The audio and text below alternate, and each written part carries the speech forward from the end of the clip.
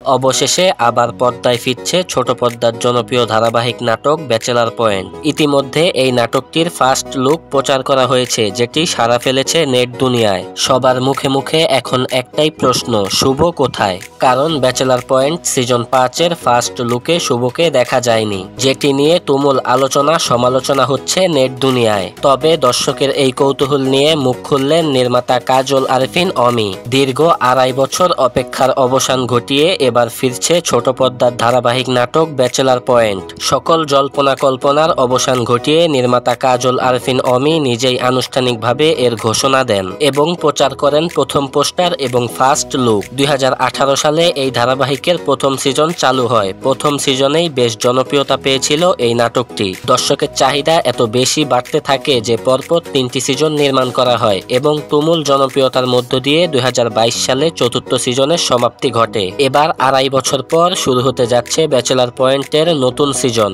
ইতিমধ্যে পোস্টার উন্মোচন করা হয়েছে, যা দেখে ভক্তদের মধ্যে শুরু হয়েছে তুমুল উল্লাস। পোস্টারে দেখা মিলেছে সেই প্রিয় মুখগুলো। কাবিলা, শুভ, পাশা, হাবু ও শিমুলের দৈনন্দিন জীবনের গল্প দেখা যাবে আবার। তাদের অভিনয় দেখে মুগ্ধ হতেন দর্শক। কাবিলা, মার্জুক রাসেল এবং চাষী আলম তাদের নিজ নিজ চরিত্রেই ফিরছেন, তবে প্রথম দিকে দেখা যাবে না শুভকে। শুভর চরিত্রটি নিয়ে দর্শক মহলে তুমুল সমালোচনা হচ্ছে।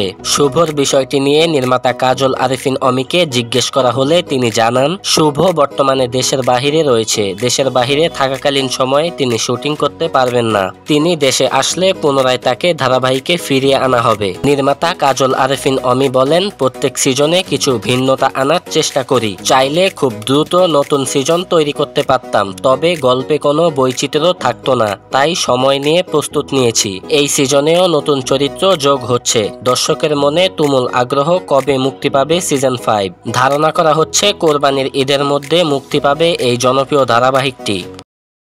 ভিডিওটি ভালো লাগলে এখনই আমাদের চ্যানেলটি সাবস্ক্রাইব করুন এবং পাশে থাকা বেল আইকনটি বাজিয়ে দিন এবং কমেন্ট সেকশনে জানিয়ে দিন আপনার গুরুত্বপূর্ণ মতামত।